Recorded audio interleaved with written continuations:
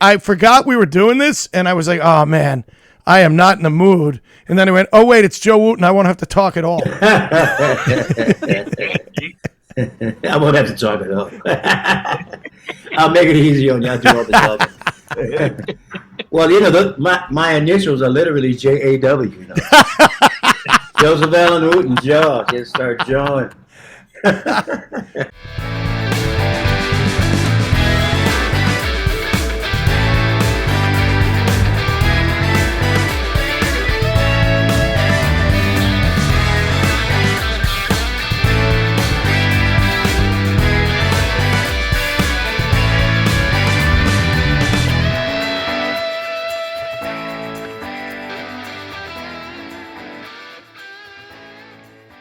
I learned in real time that you never ask a woman when she's due.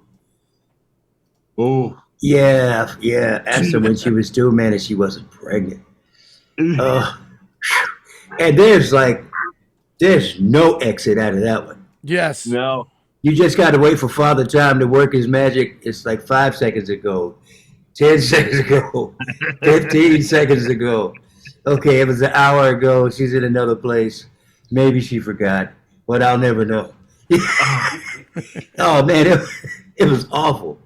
It's funny you say that because last night there was a woman, she was buying merch, and Steve White, the other comic, said something to her, and he said, like, congratulations. And she, like, looked at him, and he goes, no, you were the woman who had 6 kids? Look how flat your stomach is. Like, I was like, oh, shit. He saved that. He saved it. But she was super thin, so I don't think he thought she was pregnant. I think he was actually saying congratulations for being so fit after having 6 kids. Oh. That's a tough one, man. That's a tough one. So I learned in real time really quickly. Like you don't say anything about pregnancy unless she said it first. If she's brought it up, then then you can jump into the subject. And my heart was really in the right place. My first wife, when she got pregnant, I loved everything about what pregnancy did to a female. You know what I mean? The hair gets, the skin gets, and the curves get curvier. And I was all in. So me and my, modern man attitude saw this woman that I was ready to, bestow all of my virtue upon, all to find that she wasn't actually pregnant. You know what I mean? So I said, I asked her when she was due, and the subtitle for her read, "Man, your belly's really big." That's the subtitle for me. Yeah. Yeah, except, with men, we never have, the supposition that maybe we're pregnant. I wish. Our bellies get big and instantly we know we're doing something wrong. You know what I mean? Like something we're not doing right. But are we rolling? I hope we are. This is hysterical. Jesus. Man, this is a stand-up bit. It really is. Man, that's the thing that you can't walk back, man. You get it wrong that you think a woman is pregnant and she's not. You know what I'm saying? The subtitle, right? Well, your belly's really big. As you're saying, oh, when are you due? And hearts are coming out of your heart. You know what I mean? Because you're so endearing. And the only thing you conveyed is you're heavy enough to look like you're about to give birth. That's Oh, God. Yeah, man. There's no exit out of that. You're like, when are you due to catch the bus? Aren't you getting a bus? Yeah. Yeah, man. It was like there's just nothing, and like everything about the moment is wrong. The silence that happens afterwards is deadly. You can't put any word to fill the silence in after that. Like every word is wrong that you say after that. You can't say like, oops. You know what I mean? You can't say anything. Blur. I didn't have coffee yet. What are they calling in golf? The the fact that you didn't say anything is terrible. Whatever you try to say is terrible. What do they call it in golf when you make a mistake? They give you Mulligan. a mulligan. Yeah, A mulligan. there's no mulligan man. for when you do. No, it's so far beyond a mulligan. It skips right over mulligan to hooligan. You know?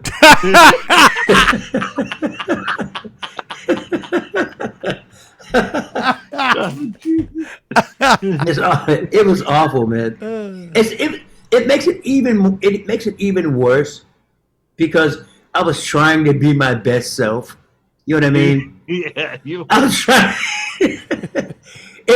It reminds me of the there's a South Park episode where the guys play a Wheel of Fortune, and the letters are N blank GGERS, and the clue is these people are very annoying.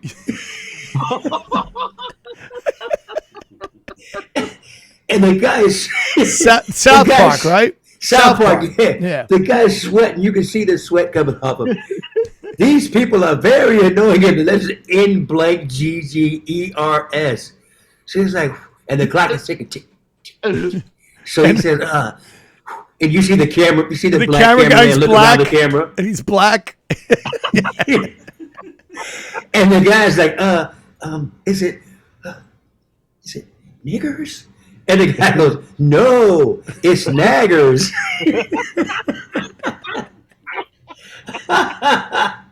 It's just an example about the situation just makes the worst out of your best intent. You know what I mean? He's just trying to win the game.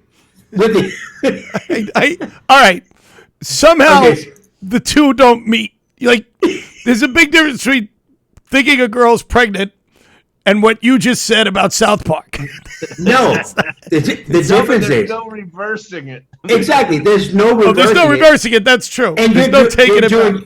You're doing your best to be harmless, right? But the situation doesn't allow it, and you got to meet it. He can't not have an answer. So he's just trying to win the game, and now he's going to be in cultural sensitivity classes and everything just to stay employed. Things are getting ready to go really wrong by him trying to meet the moment.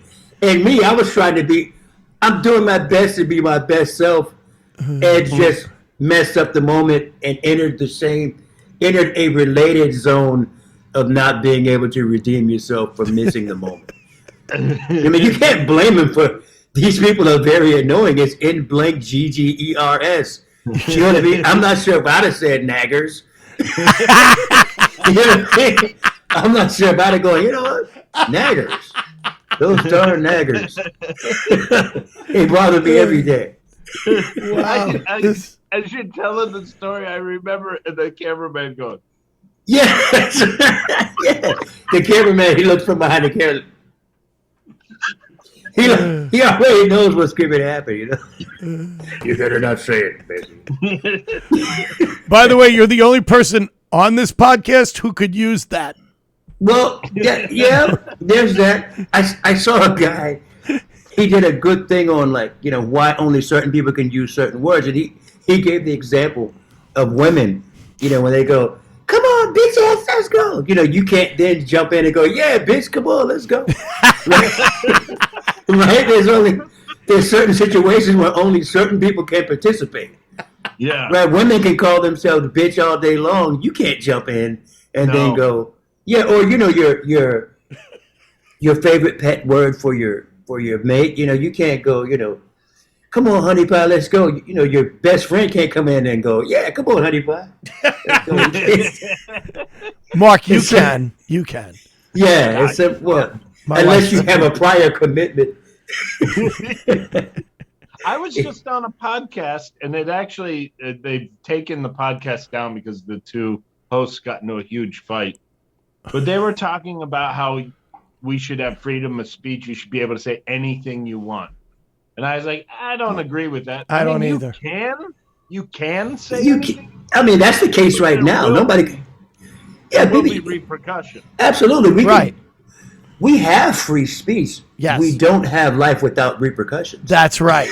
That's what people don't understand. Right. Well, and the one host goes to like prove the point to me, and she's like, I don't know why I can't say the word retard and I can't say faggot.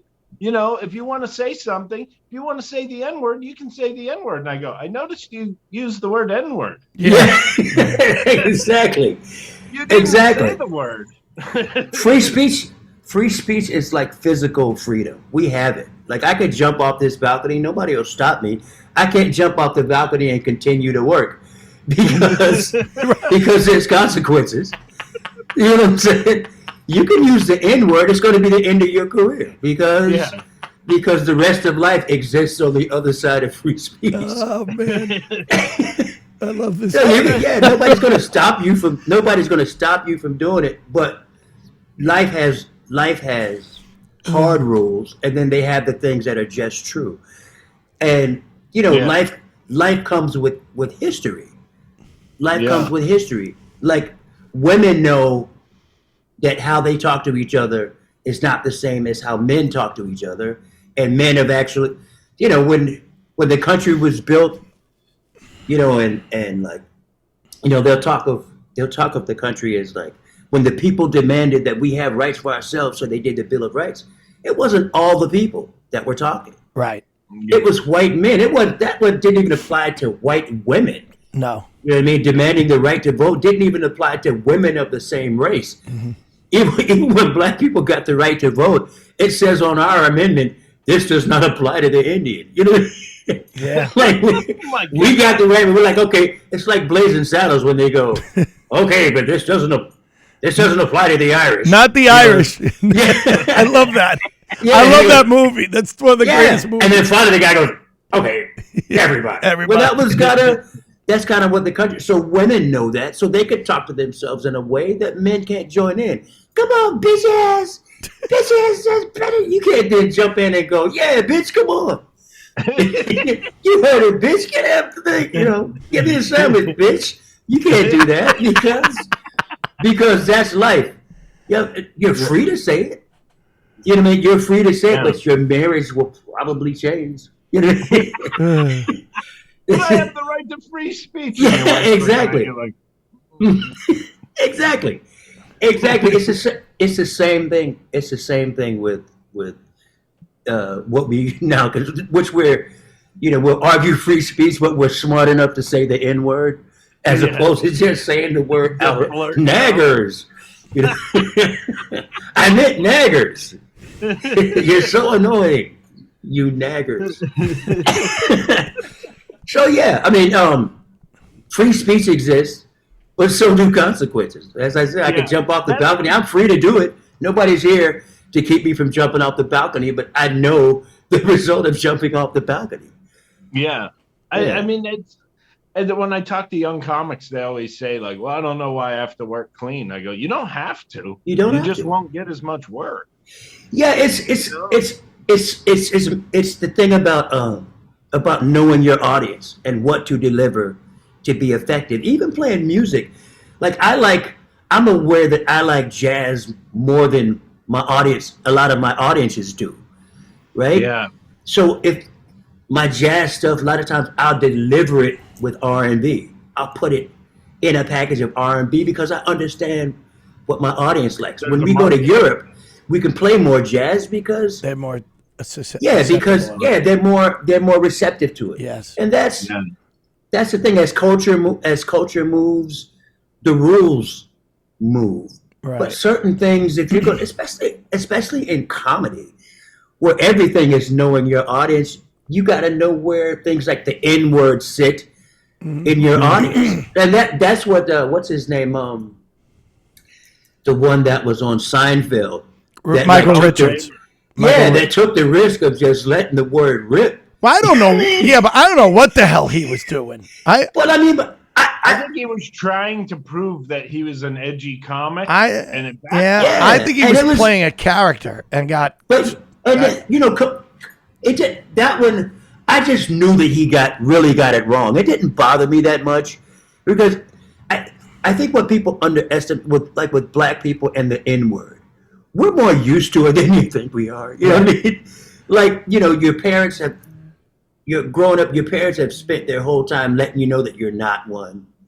You know what I mean? Mm-hmm. And you're sort of used to being considered it, whether they say it or not. So the actual saying of it just sort of confirms more what you already know. Yeah. But for white people who don't have to encounter it very much, it's a bigger issue, especially if you're the person that's used it and now is being held accountable for the first time. You see what I mean? It feels heavier than black folks who deal with either the word or people figuring that's what you are anyway. Yeah. You know what I mean? You're sort of used to dealing with the fact that you being brown walking in the room may be working against you. You know what I mean? When you walk in and the person says, "May I help you?" loud enough for security to hear. You know what I mean? Right. You know what I mean? I never even thought of that. Yeah, I mean that. You walk in and, "May I help you?" And you've heard them say, "May I help you?" to everybody else, and then you walk in and, "May I help you?" just a little bit louder. And then, you're walking through the store and there's somebody in plain clothes that's always where you can see him. You know what I mean? Yeah. Every now and then, I just feel like going, do the most stereotypical African thing that I can do, I remember working at Stand Up New York when I was a door guy there, and it was I can't remember, it might have been Bert Smooth. It was one of the promoters that would do the late shows there, and it was a black show, and there was a group of white guys who went to the show, and they walked out during the show, and I was like, "Is there a problem or whatever? Like, did something happen, or is there anything I need to know?" And they went, "We're just really uncomfortable because they keep using the N-word." Yeah. And I was like, "You're uncomfortable." Yeah, sure enough. Well, yeah.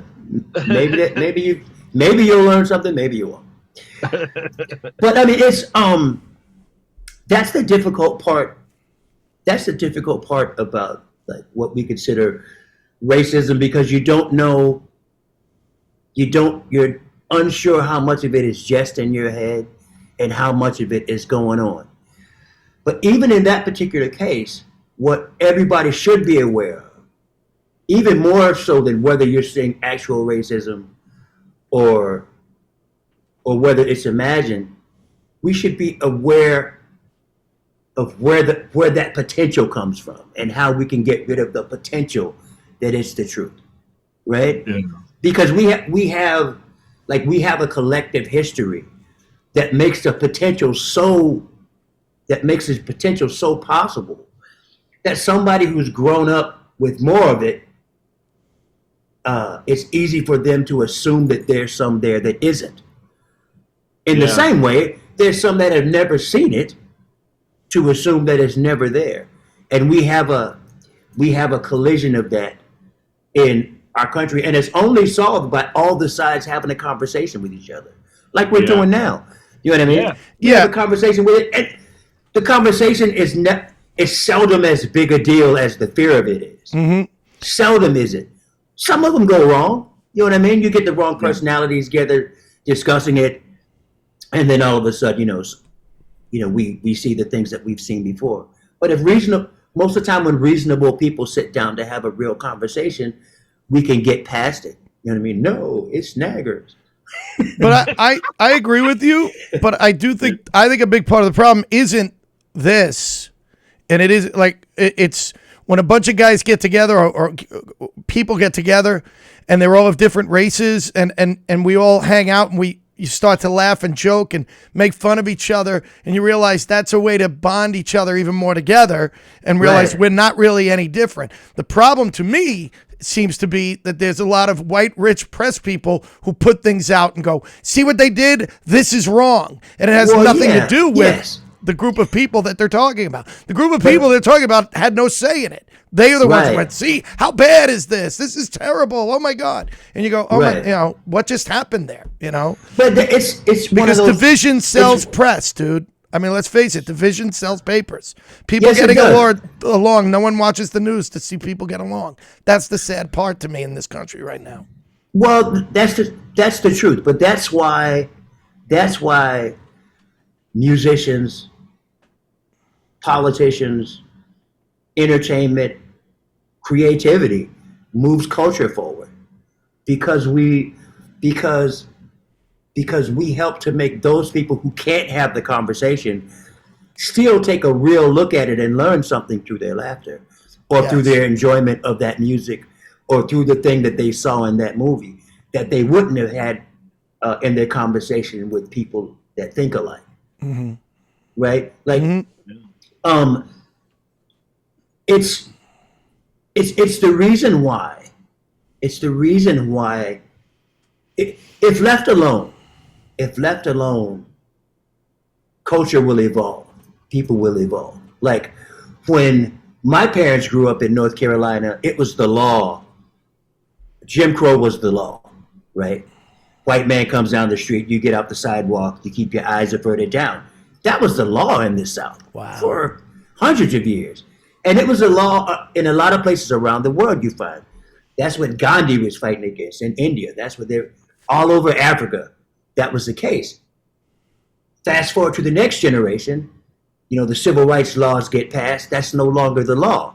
Some of the racial pressure, some of the racial insensitivity goes past, but the law changes. The country's a little bit better. Fast forward, my generation, when I was going to school, we were the generation where the parents were still protesting because I don't want those kids going to school with my kids, right? But we did, and now those, the quote unquote, those kids are lifelong friends. In my high school is a great example. The high school is named after a slave plantation, Denby Plantation. Wow. Denby High School is the name of the school, but now the music department is named after the Wooten brothers. So now it's in this place. Yeah. Now wow. Wooten Music Hall is in Denby High School now. My point is, evolution. If we leave people alone, they'll get better because now those people are the best friends of these people. And now we're at the point where those people are even marrying these people. And, you know, a big constituent of schools now are biracial kids of all. So kids will fix it if we leave it alone. Mm-hmm. But it's also the reason, because things are progressing, along with it now you see book bans and you see curriculums being taken off the table, trying to keep progress from happening. Yeah. So my point is, progress is going to happen if we let it. Yeah. The challenge is to keep people from trying to keep it from happening, because it's happening. It's happening anyway. You look at music. Pretty much everybody's listening to the same music now. I mean, in my lifetime, I'm 61. I was born in 1961. In my lifetime, they used to have segregated performances. You know what I mean? All the white people over there, all the black people over there, because Jim Crow was the law in the South, right? That didn't stop being the law in the South until 1964, the Civil Rights Act. That late? 1964 was the Civil Rights Act. 1965 was the Voting Rights Act, right? Where the law actually said. So that's what I remind my white friends that think that I overdo it talking about race. I'm like, freedom on paper for black people is younger than me. Yeah. It's younger than I am. Now, is there a way of over talking about it? Yeah, of course there is. There's a way of overdoing anything. But it's important for us to understand. It's important for us to understand each other and why some people are hypersensitive to race. Some people are hypersensitive to it because in their lives they can't get away from it, right? Yeah. Like, or either they know somebody who in their life they couldn't get away from. My parents grew up in it. Like Jim Crow was the law, right? My mom, her first school was all 12 grades in one room with one teacher. All 12 grades in one room with one teacher. So for a lot of black people my parents' age, they only had a 6th grade education because they lived in a city that didn't offer a high school that gave a diploma for that.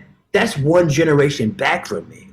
Yeah. That's not like pre-Abraham Lincoln slavery days.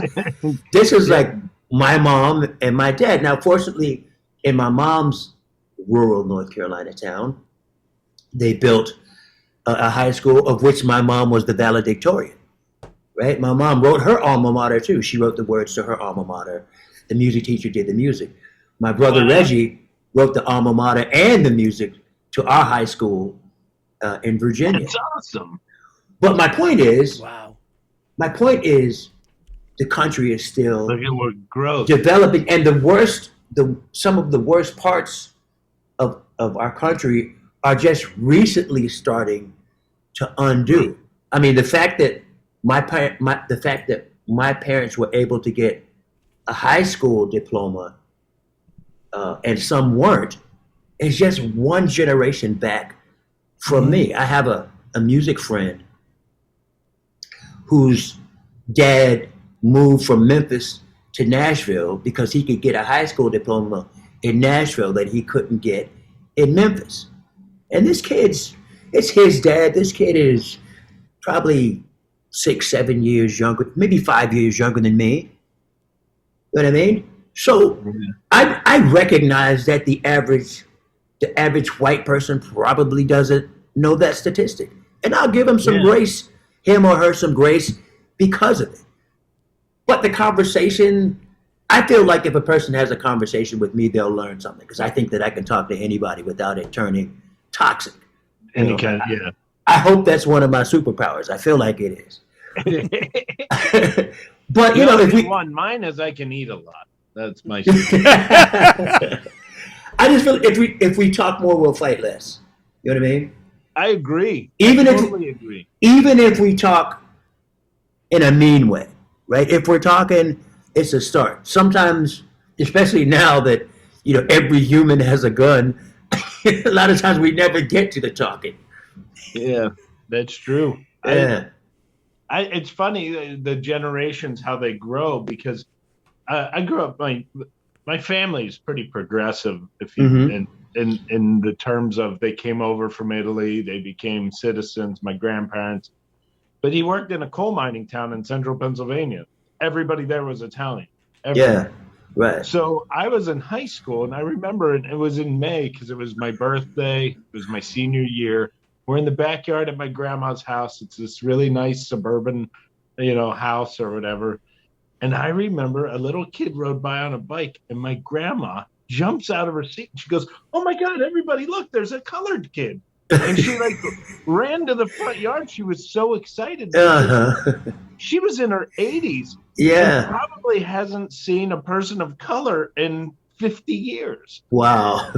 And because they lived in this town that was so isolated, whatever. And it wasn't anything negative. She wasn't. Right. She just was excited.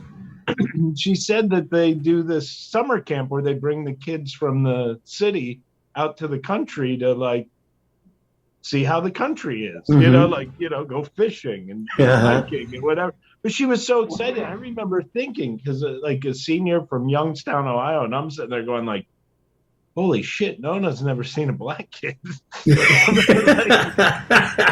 Wow, what a weird moment. But it also illustrates how a lot of what adults fear for young kids, it's like the kids are already way past the thing that they fear. Like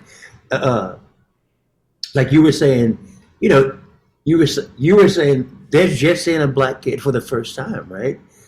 It's like the Dangerfield joke where he says, I tried to tell my kids about the birds and the bees. They told me about my wife and the butcher, right there. They're way beyond the thing that you fear for them. You know what I mean? Kids are like today when they talk about transvestites and not cross-dressing in kids, right? Kids are they're so far past fearing a man in a dress. Yeah. The generation behind me, they're not worried about who goes in what bathroom. They're not. Yeah. You know what I mean? That's us fearing it for them, and they're long past it. I'm sure you could find some somewhere, but for them, I'm sure you'll find very few that go, that's the issue of our Yeah. time. You know, This is a hill I want to die on. yeah, What and bathroom you can use. there's some stuff. There's some stuff to discuss. You know what I mean? A male transgender that runs track, right? I understand the female that is tired of losing to the guy to the female that used to be a male. That's something worth discussing. But left to their devices, I don't think they're trying to kill each other over. Yeah. You know what I mean? Yeah. There's some stuff. There's some stuff that needs discussing. That I'm pretty sure that we can discuss without trying to kill each other. And it's much easier. It's much easier to laugh at the N blank GGERS and the guy getting it wrong and the repercussions of it. Yeah. Than it is to just sit down and have a discussion with somebody who doesn't want to bring it up. Bless you. Yeah. There's, and I think, and maybe, to some people, they would argue with me that it's not quick enough, but I feel like the boat's going in the right direction. We're moving in the right direction. It might not be at the speed we want it, but let's just keep moving in the right direction. Yeah, absolutely. Keep it going, and yeah, I mean, it's the thing about it is we're all on the boat, right? So for the people who need cultural change, or for the people who need more tolerance, or for the people who need more cultural education, need people to have more cultural education, it's not moving fast enough for them because they're still getting, they're still the as anti-Jew violence goes up, as anti-black violence goes up, as anti-trans violence goes up. It's not moving fast enough for those people getting hurt. But in terms of the people who need to, in the big picture, there are people who literally need time to turn back centuries of conditioning. Like in Tennessee, I know some folks who just come from just generations of never having to deal with black folks except to look at them negatively, right? I understand why they don't think like me. The young musician who's traveled the world, being funky with a big Afro elementary school kid playing in nightclubs in the third grade.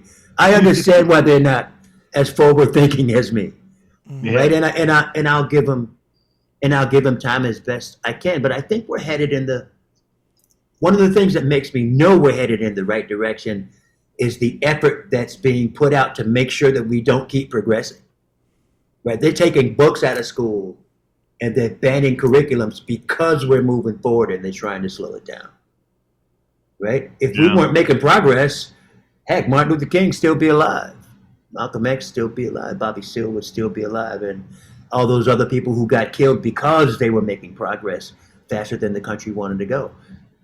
That being said, the comedians, the musicians, the creative people are helping to move culture forward by having people address issues that they would have kept themselves from getting to, and learning from it because they're laughing at it, or got a tear coming down their eye in a movie, or they're grooving to it in a song. And that's the highest calling of creative people, is to keep culturally pushing us forward. Yeah. And comedy's such a good tool with it. And music, of course. But like with comedy, I remember my dad saying, like, I'd come to the club in New York City and there'd be like 5 comics and they're all like pros.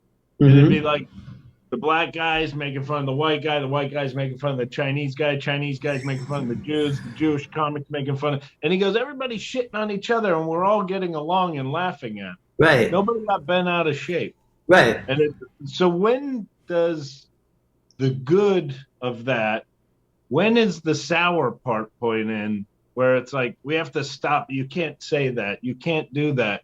Because, I mean, it's a weird idea because it's good to all laugh at it, but then it's like, then there's people that have to go too far. Well, there is, but remember, creativity is always risk. Yes. Creativity is always risk. Even in music, I make a song, there's a chance nobody's going to like it, right? There's a chance nobody's going to like it. There's a chance you're going to say it and people aren't going to laugh. Every growth always has vulnerability, right? Nobody gets to be an adult without puberty, right? Puberty is like awkward necessity. It's awkward. It's painful. Your knees hurt. Your feet are too long for your body for a while. Your legs are too long for your torso for a minute. But it's necessary for you to get to be this healthy human. And that's part of us getting it wrong is part of getting it right. Like nobody gets to be a great sailor on a calm sea, right? You're going to turn some boats over. You're going to say some things that are wrong. You're going to congratulate the woman on her pregnancy and she's not pregnant. That is how this all started 40 minutes ago. but that's part of it, right? That's part of it. The demise of conversation is part of the growth of free speech. Free speech it's a privilege, but it's also a minefield. Yeah, it's a minefield where everybody can say anything they want, and the only thing that makes it healthy or not is your understanding of the consequences of free speech. You just have to have a feel for that. We're free to say whatever we want, but society doesn't allow us to be free of consequences. Yeah. You can say it, just don't be a dick. I think Chris Rock in his last special had the perfect joke for racism when he talked about Meghan Markle saying that someone in the royal family asked what color is the baby gonna be. Right. And he said, black people ask what color is the baby. And that's just the greatest answer. No, that's the truth. That's the truth. It's like what's important to learn is what you have a right to do is not always the right thing to do. It doesn't make it right to do just because you have a right to do it. Again, I have the right to jump off this balcony, but it doesn't take away the consequences of jumping off the balcony. Right. You have the right to use the N word in the improper place if you're a white person, but your career is probably jumping off the cliff. I mean, jumping off the balcony. Right. You know what I mean? Probably. And if you do have a point to make, like you have a point to make, be a better writer. Mm-hmm. Be a better writer. Don't take the easy way because it's you feel like you're being edgy. If you do have, a point to make, and I want to do a joke about race, right? Maybe you have to work a little harder so you can do it without consequence. Right. Being edgy is knowing where the edge is and getting dangerously close. It's not jumping over the edge. Being edgy is not merging with the edge. Yeah. That's it's interacting. A lot of young comics that want to work edgy go like, okay, I have to have a cancer joke, an AIDS joke, a Hitler joke, and it's right. Well, even I find myself sometimes watching, comedy, and some of the black comics, like there's comics that aren't funny of every denomination, and sometimes I find myself listening to comedy, and I can just hear the N word is just gratuitous. You know what I mean? Like the N word is the comedy, as opposed to just sort of being the condiment on a good meal. But the way I see it, what I like about music and comedy, music is taking differences and taking different sounds. And I remind people that like noise and music are made of the same sounds. It's just that in music, You put them on the beat, which means that you arrange silence intelligently between these, and you give them harmony, which means you group them intelligently.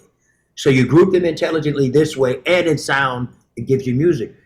With comedy takes all the components of the differences and puts it in a way that you see the same thing, but you see it in a way that makes you laugh. And to me, that's much more, almost from a musician standpoint, it seems much more challenging.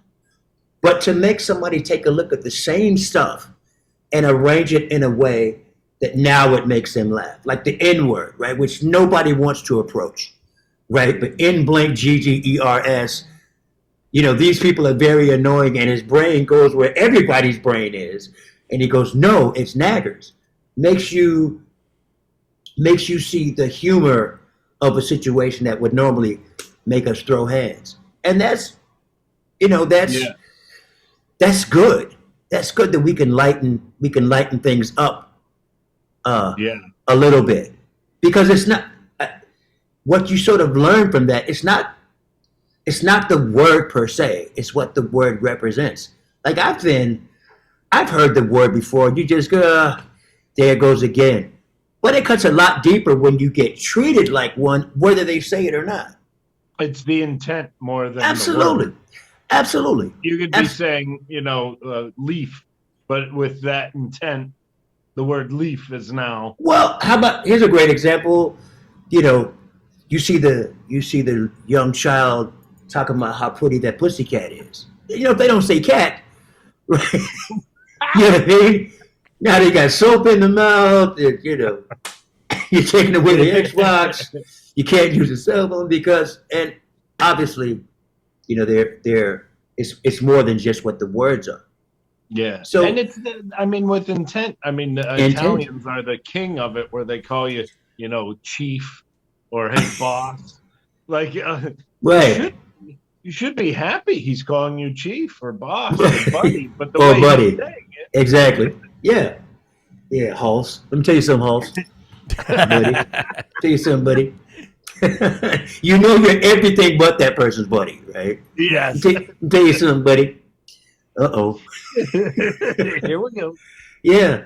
It's like I was telling my wife, if I'm driving in a rural area, right? And you see the guy, with the flag in the middle of the yard. I was telling her, a lot of times that's maybe not the first place I'm going to stop to ask directions. You know what I mean? I wouldn't either. Yeah, exactly. Not that the flag is not a good thing. It is a good thing. But, you know what I mean? If I'm in that rural area, I don't know. I always laugh. I see the guys like up north, like in Ohio, with the Confederate flag on their truck. I'm like, you live in the North. Yeah, that Confederate flag, man, that is something else. What's my right to fly that? Yes. Well, I had a bit, I was really proud of it, but it just didn't fit in my act, where I would say, having the Confederate flag on your truck is like rooting for the Washington Generals in basketball. They never, you didn't win. What are you doing? That's pretty good. That's pretty good, yeah. The Washington Generals, the biggest losers of all time. Basketball. You go to every Globetrotter game going, I think today's the day. They got it this time. Did the Washington Generals ever have a lead? I think they won once. Did they win once? I think they won once. I think there might have been a reason, but I think they won. Man. Yeah, but it just makes me laugh when people get mad about the Confederate flag. I'm like, they lost. It's okay. For the Washington Generals. That is funny. It's so funny. We're talking about this right now. I just read the book, the Benedict Arnold, the notorious Benedict Arnold. Yes. Oh, man, you read the whole book on it. Yeah, it was really good.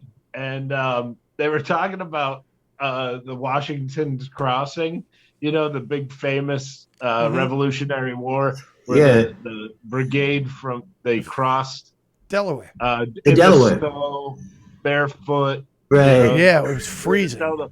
It was a brigade out of Long Island.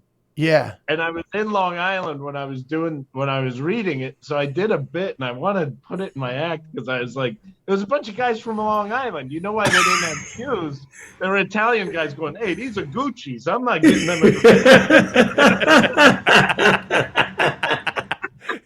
Yeah, they had shoes. They just didn't want to ruin them.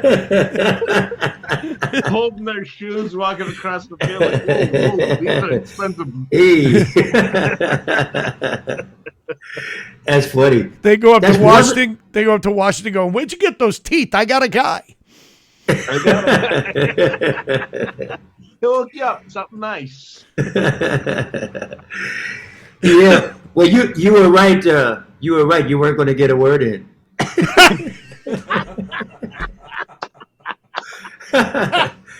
I caught myself at about minute 35. You know, nobody else has said anything except me. No, it's been great because it really has been great. You're like, this is not what I expected either. It's just been a wonderful. No, it wasn't what I expected either. Wow. But no, his nagger's got to. You know, I know. Joe has the heart and the brain of a comic, man. Yeah, you do. Comedian. Yeah.